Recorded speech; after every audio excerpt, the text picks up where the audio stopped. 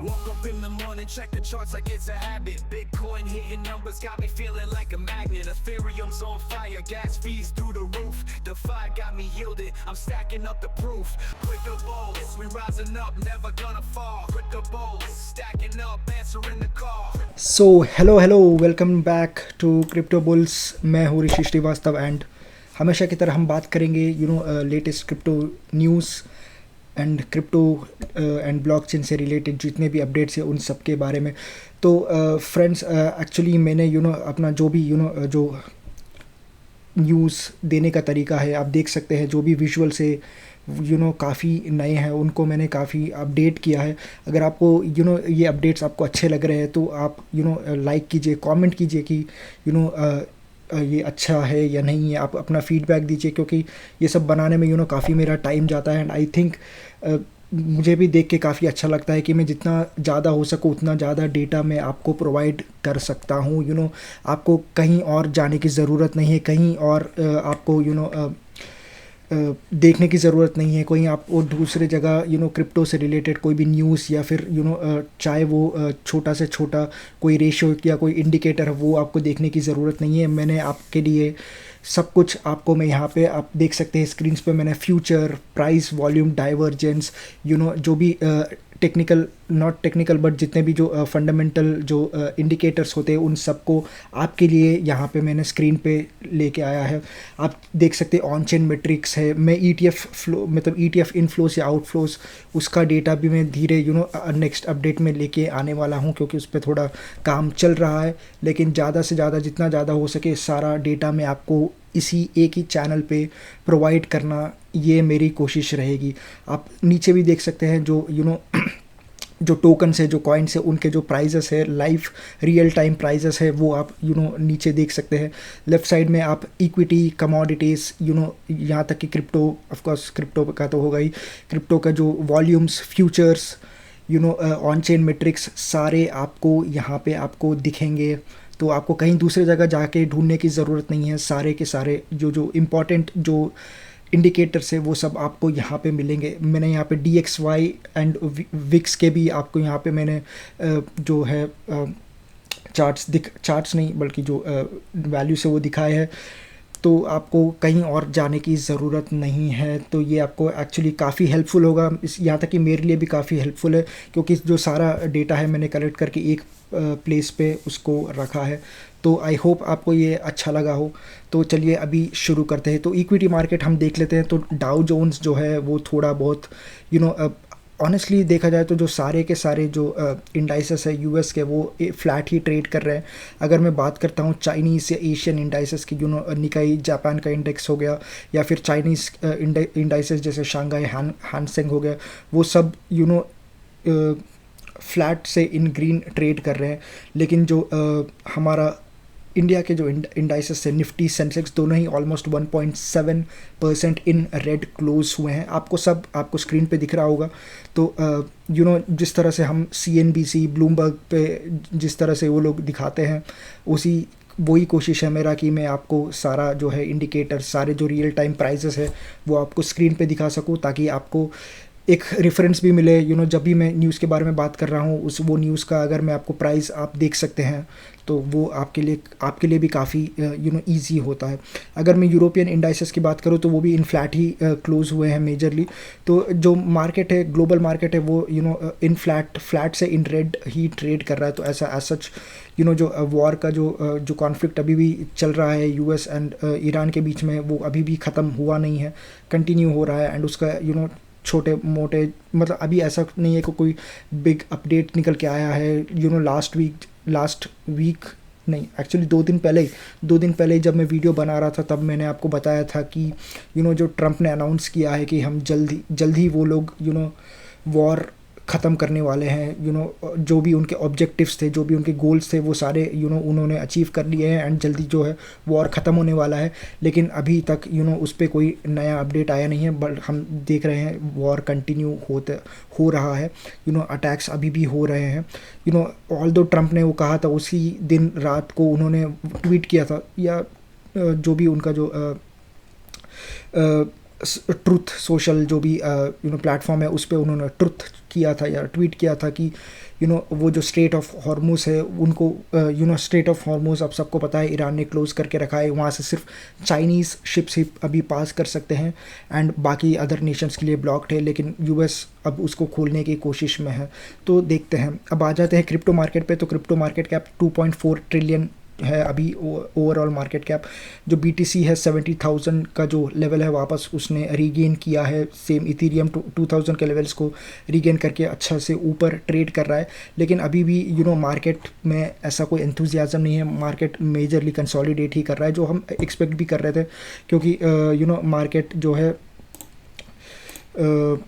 Of course market में ऐसा कोई पॉजिटिव न्यूज़ नहीं है कि मार्केट में अच्छा खासा बाइंग आए। तो आप स्क्रीन पे आप प्राइजेस देख सकते हैं, सब कुछ आप देख सकते हैं। तो ऐसा कोई मेजर कैटलिस्ट नहीं है, चाहे वो मार्केट को बढ़ाने के लिए या गिराने के लिए। फियर एंड ग्रीड इंडेक्स 27-28 के आसपास है कॉइन मार्केट कैप पे एटलीस्ट, तो वो फियर ही शो कर रहा है। एंड मैं भी बोलूँगा मार्केट में अभी भी थोड़ा बहुत फियर है, स्पेशली क्रिप्टो मार्केट में तो कुछ ज़्यादा ही वॉलेटिलिटी है, क्योंकि क्रिप्टो हम सबको पता है अभी भी एक नेसेंट स्टेजेस पे ही है। क्रिप्टो को अभी भी जो लोग हैं वो एक रिस्क एसेट ही मानते हैं, तो इसीलिए क्रिप्टो में हम कुछ भी छोटा मोटा भी अगर कॉन्फ्लिक्ट बढ़ता है तो सबसे पहला उसका जो इफ़ेक्ट है वो क्रिप्टो में दिखेगा, एंड सबसे बड़ा इफ़ेक्ट भी वो क्रिप्टो में ही दिखेगा। हम आ जाते हैं न्यूज़ पे। तो पहला न्यूज़ जो भी लेटेस्ट अपडेट से न्यूज़ वो हम लोग देख लेते हैं। तो पहला न्यूज़ है मास्टर कार्ड की तरफ से। तो मास्टर कार्ड हम सब यूज़ करते हैं, एक पेमेंट प्रोवाइडर है Visa Mastercard, globally 2 major payment providers है। तो मास्टर कार्ड अब ये कोशिश कर रहा है कि ज़्यादा से ज़्यादा जो डिजिटल एसेट कंपनी से उन्होंने ऑलमोस्ट 85 प्लस जो digital asset companies, payment providers, financial institutions, उनके साथ पार्टनरशिप करने की कोशिश कर रहा है, ताकि जो भी क्रिप्टो रिलेटेड पेमेंट्स हो वो इंटीग्रेट कर पाए। मास्टर कार्ड हम जानते हैं, मास्टर कार्ड हम डे टू डे ट्रांजैक्शंस के लिए काफ़ी यूज़ करते हैं। वो चाहता है कि हम क्रिप्टो भी उस पर हम इंटीग्रेट कर पाए, तो उसी चीज़ को वो लोग फर्दर फ्यूचर में इम्प्लीमेंट करने वाले हैं। तो उसी चीज़ के लिए मास्टर कार्ड कोशिश कर रहा है। काफ़ी सारे बड़े बड़े क्रिप्टो एक्सचेंजेस एंड इंस्टीट्यूशंस भी आए हैं, जिस तरह से सर्कल है, बाइनेंस है, जेमिनाई है। तो ये काफ़ी जो बड़े बड़े major crypto exchanges and institutions है वो लोग भी इसमें पार्टनरशिप कर रहे हैं। अगला न्यूज़ आता है तो यूएस का इकोनॉमिक डेटा निकल के आया है, एंड CPI डेटा जो कि कंज्यूमर प्राइस इंडेक्स होता है, जो कि इन्फ्लेशन शो करता है कंज्यूमर साइड पे। मान के चलिए आप कल कुछ ब्रेड खरीदने गए हैं, वो आपको $2 में मिला है, एंड कल अगर आप जब इन्फ्लेशन बढ़ जाता है तो आपको $2.5 में मिलने के चांसेस हो। तो वो बेसिकली वो जो 0.5% एक्स्ट्रा है वो इन्फ्लेशन शो करता है कंज्यूमर साइड पे। तो वही यूएस का CPI का डेटा निकल के आया था, जो कि जिस तरह से एक्सपेक्ट कर रहे थे उसी तरह से 2.4 ईयर ऑन ईयर निकल के आया है। एंड मंथ ओवर मंथ अगर देखा जाए तो वो 0.2% कम है पिछले महीने से, यानी जनवरी से। तो ये बेसिकली फेब्रुवरी यानी पिछले महीने का डेटा है, एंड वो अगर जनवरी से कंपेयर करें तो 0.2% कम है, तो 0.2% कूल होके आया है। तो ये एक अच्छा चीज़ है, क्योंकि अगर जब CPI डेटा कूल होता है तो इन्फ्लेशन कूल होता है, वो बेसिकली इन्फ्लेशन कम होने का एक अच्छा हिंट देता है। एंड उससे अगर वो अच्छा कंटिन्यूसली कुछ फॉर फ्यू मंथ्स अगर वो कंटिन्यू रहता है तो फेड उसके बाद एक रेट कट करने के चांसेस बढ़ जाते हैं। लेकिन ये फेब का डेटा है, एंड जो वॉर है वो February 28 को चालू हुआ था। जो भी अटैक्स US एंड इसराइल की तरफ से ईरान पे किए गए थे वो 28 फरवरी से शुरू हुआ है। तो अभी हमको वेट करना पड़ेगा अगले महीने जब मार्च का जो CPI डेटा आएगा, या फिर मई में जो अप्रैल का CPI डेटा आएगा, वो एक्चुअली हमारे लिए काफ़ी इंपॉर्टेंट होगा रादर दैन फरवरी का या उसके पहले महीने का डेटा।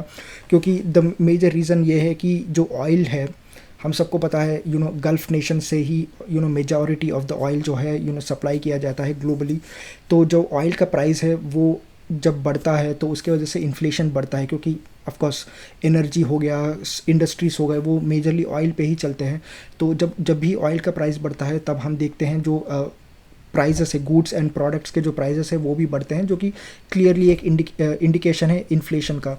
तो हमने देखा जब वॉर चालू हुआ था तब जो ब्रेंट क्रूड ऑयल होता है वो 65 या $70 के आसपास कुछ था, जो अभी बढ़ के 108 या 2 दिन पहले $120 को भी टच किया था।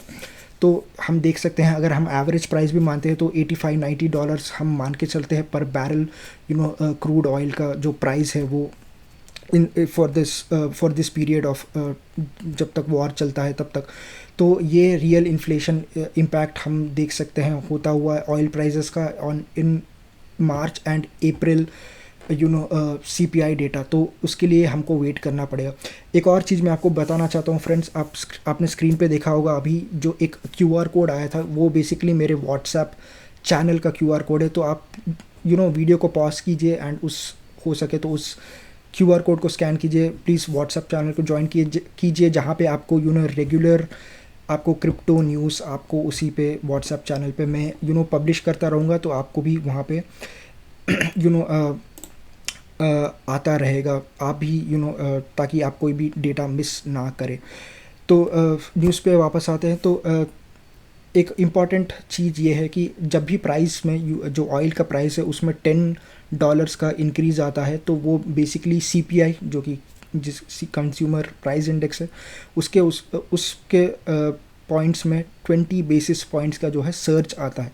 तो अगर मान के चलिए जो ऑयल है वो 55 से 80 हो जाता है पर बैरल, तो वो रफली अप्रॉक्सीमेटली 50 बेसिस पॉइंट का इन्फ्लेशन शो करता है।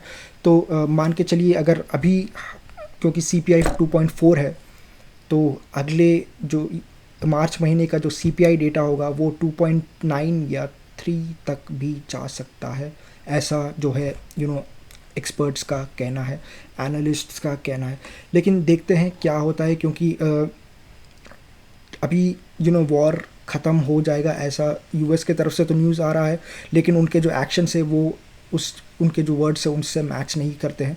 तो हो सकता है ऑयल अभी भी कुछ टाइम के लिए वॉलेटाइल रहे, एंड हम देख सकते हैं कि ऑयल का अगर प्राइस बढ़ेगा तो इन्फ्लेशन बढ़ेगा। वो इक्विटीज़ के लिए अच्छी बात नहीं है, क्रिप्टो के लिए भी अच्छी बात नहीं है, क्योंकि initially starting phase initial phase में तो अच्छी बात नहीं है। क्रिप्टो इनिशियली तो गिरेगा ही डेफिनेटली क्रिप्टो में, क्योंकि एक रिस्क एसेट है तो उसमें डेफिनेटली सेल ऑफ आएगा।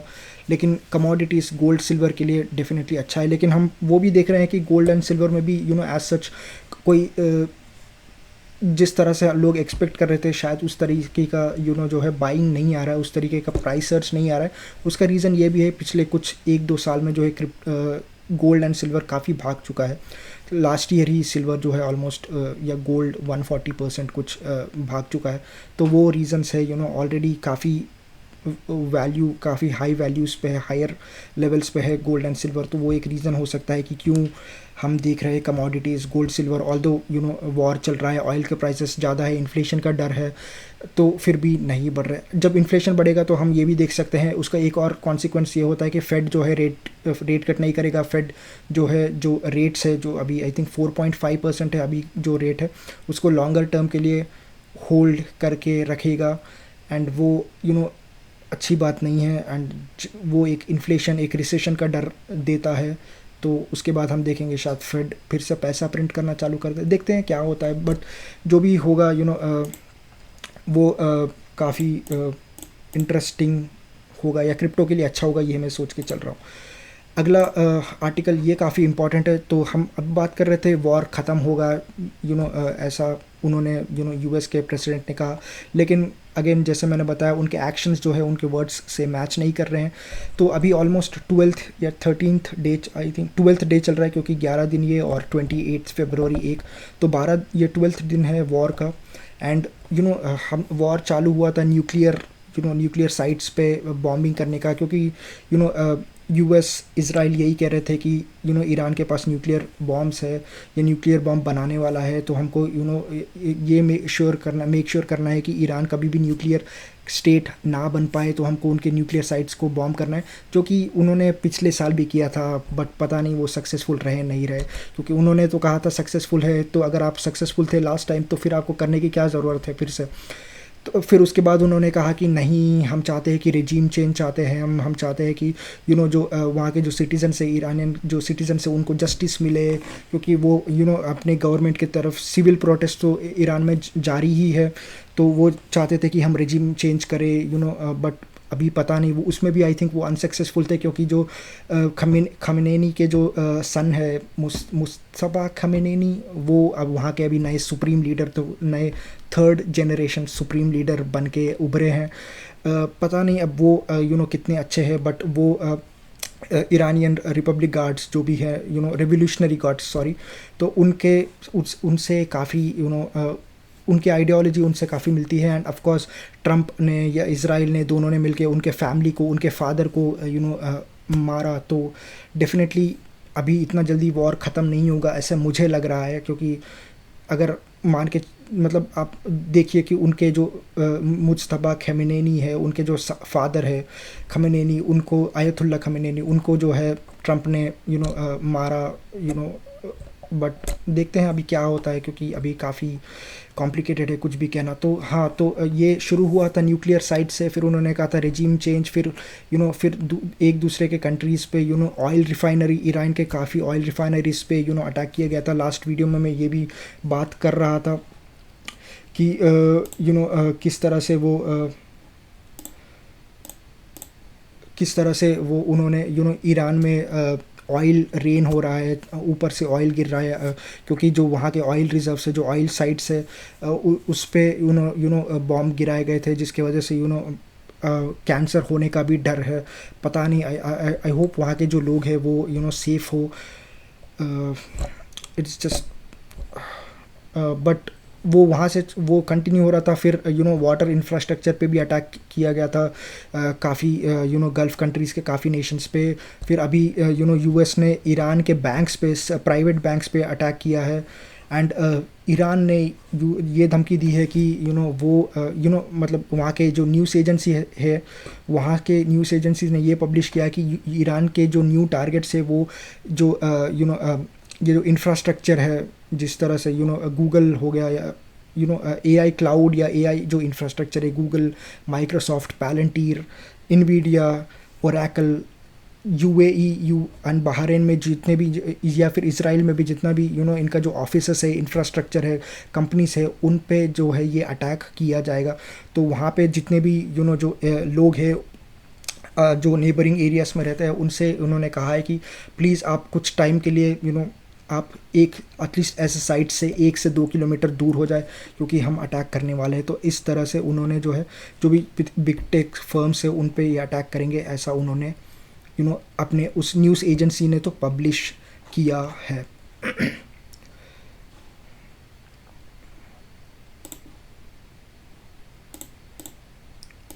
तो अगला न्यूज़ आर्टिकल रिपल की तरफ से। रिपल के लिए एक्चुअली आज काफ़ी पॉजिटिव न्यूज़ है, तो अगर आप रिपल होल्ड करते हैं तो ये आपके लिए काफ़ी अच्छा न्यूज़ हो सकता है। तो रिपल, जिस तरह से हमको पता है, वो एक ग्लोबली एक्सपैंड कर रहा है अपना इंफ्रास्ट्रक्चर। तो रिपल जो है अब ऑस्ट्रेलिया पहुंच चुका है। अब वहाँ पे वो एक कंपनी को एक्वायर करने वाला है, जो कंपनी का नाम है BC payments Australia private limited. तो वो कंपनी को एक्वायर करने वाला है, क्यों? क्योंकि रिपल लैब्स कंपनी है, वो चाहते हैं कि जो ऑस्ट्रेलियन फाइनेंशियल सर्विस लाइसेंस है, वो अप्रूवल के लिए, उस लाइसेंस के लिए वो लोग जो है उस BC पेमेंट्स कंपनी को जो है एक्वायर करने वाले हैं। क्योंकि ये रूल है कि अगर आपको हमारे कंट्री में ऑपरेट करना है, तो आप हमारे कंट्री के आप हमारे कंट्री में ऑपरेट भी करना चाहिए। तो इसीलिए वो जो है एक्विजिशन करने वाला है। एंड तो वही, मतलब जितने भी आपको जो फाइनेंशियल सर्विसेज जो है लोकल कस्टमर्स को प्रोवाइड करना है, तो आपको Australian license, financial service license चाहिए होगा, जिसके लिए आपको आपका जो एक इस्टेब्लिशमेंट ऑस्ट्रेलिया में होना चाहिए। इसके वजह से जो है वो एक्वायर कर रहे हैं। एंड 2025 में रिपल ने काफ़ी इस तरह से काफ़ी लाइसेंसेस जो है एक्वायर किए थे डिफरेंट नेशंस में। हमने इसके बारे में काफ़ी बार बात भी की है। सिंगापुर, UAE, UK, काफ़ी सारे अदर कंट्रीज़ में भी जो है रिपल ने पेमेंट लाइसेंस ऑलरेडी सिक्योर कर चुका है। अभी वो ऑस्ट्रेलिया पहुंच चुका है to secure a new license. तो रिपल के लिए एक्चुअली काफ़ी अच्छा है, क्योंकि रिपल हम देख रहे हैं ग्लोबली एक्सपैंड कर रहा है। और ये रिपल एक अच्छा टोकन है, ये मैं भी मानता हूँ, एक अच्छा प्रोजेक्ट है, स्विफ्ट का एक अच्छा अल्टरनेटिव है, ये मैं मानता हूँ।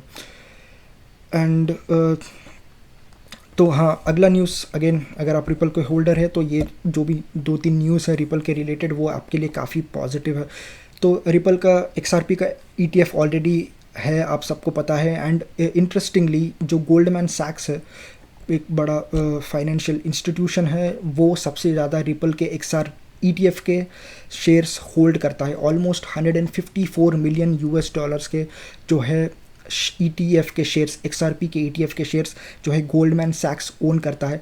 एंड उन्होंने आप सबको पता है, अगर नहीं पता है तो बता देता हूँ, जो कंपनीज है, जितने भी कंपनीज होते हैं, अगर वो जितने भी वो एसेट्स होल्ड करते हैं, उनको 13F नाम का एक फॉर्म होता है। उस 13F के फॉर्म में उनको बताना पड़ता है कि वो कौन से एसेट्स ओन करते हैं, कितने क्वांटिटी में ओन करते हैं, कितने वैल्यू के जो है जो एसेट्स है वो होल्ड करते हैं। ये उनको रिपोर्ट देनी पड़ती है SEC को। एंड उस रिपोर्ट से उस फॉर्म से हमको पता चला है कि गोल्डमैन सैक्स ऑलमोस्ट 153 मिलियन US डॉलर्स के जो है रिपल के ETF के शेयर्स ओन करता है। एंड इस तरह से काफ़ी सारे कंपनीज़ के जो है 13F के जो फाइलिंग्स है उससे पता चला है कि इन टोटल 211 मिलियन शेयर्स जो है काफ़ी सारे बड़े बड़े इंस्टीट्यूशंस जो है होल्ड करते हैं। एंड ग्लोबल XRP के जो ETFs है वो ऑलमोस्ट अराउंड 1.2 बिलियन है। एंड उसमें से ये 211 मिलियन जो है 16% जो है ये इंस्टीट्यूशंस होल्ड करते हैं। जो बाकी 84 है वो कुछ पीपल या जो भी इन्वेस्टर्स है उनको जिनको 13F फाइलिंग करने की ज़रूरत नहीं है वो लोग होल्ड करते हैं। तो 16% इस चंक का 1.2 बिलियन का जो है इंस्टीट्यूशंस होल्ड करते हैं। एंड गोल्डमैन सैक्स उनमें टॉप पे है विथ 153 मिलियन US डॉलर्स के XRP के ETF के शेयर्स। तो ये एक्चुअली काफ़ी बड़ी बात है।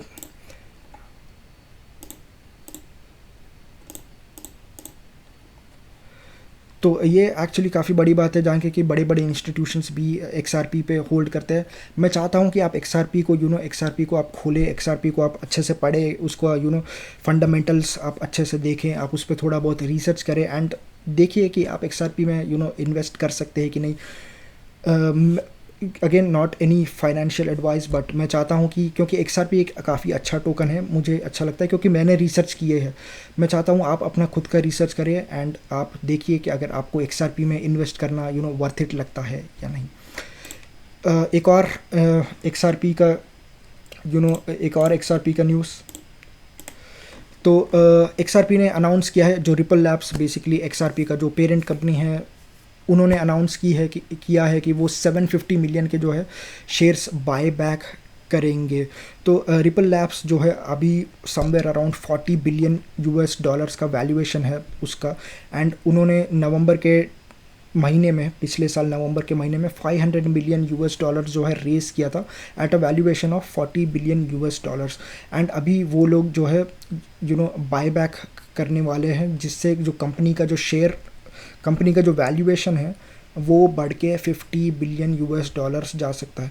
ये एक्चुअली काफ़ी पॉजिटिव है कंपनी के लिए एंड जो भी XRP होल्डर्स है उनके लिए, क्योंकि अगर जो कंपनी का जो पेरेंट कंपनी होता है, अगर वो majority of the stake hold करता है तो वो काफ़ी पॉजिटिव होता है। वो एक इन्वेस्टर्स को कॉन्फिडेंस देता है कि हाँ, जो फाउंडर्स है, जो पेरेंट कंपनी है, उनको इस प्रोजेक्ट में इसमें इंटरेस्ट है, इस पे कॉन्फिडेंट है कि ये वर्क करेगा। तो ये काफ़ी अच्छी बात है। तो अगेन इसलिए मैं चाहता हूँ कि आप भी जाइए और आप देखिए अगर आपको रिपल XRP आपको इन्वेस्ट करने में अच्छा लगता है कि नहीं। तो यही थे दोस्तों मेरे कुछ न्यूज़ एंड अपडेट्स जो मैं आपको देना चाहता था। आई थिंक अगर आपको वीडियो अच्छा लगा है तो लाइक कीजिए, सब्सक्राइब कीजिए। प्लीज़ आपको ये जो नया वीडियो फॉर्मेट है उस पर आप प्लीज़ कमेंट कीजिए, एक फीडबैक दीजिए कि आपको ऐसा वीडियो चाहिए या नहीं। अगर आप चाहते हैं कोई और कुछ और ऐड करूं मैं, तो आप उस पर सजेशंस दीजिए कि मैं और क्या ऐड कर सकता हूं। And don't forget to just a minute मैं आपको दे देता हूं। Don't forget to join this WhatsApp channel. तो आपको रेगुलरली जो भी क्रिप्टो रिलेटेड न्यूज़ है मैं आपको वहाँ पे पब्लिश करता रहूँगा, आप पढ़ सकते हैं एंड आपको ताकि आप कोई भी इंपॉर्टेंट अपडेट मिस ना करें। तो please join the channel and take care, until next time, bye.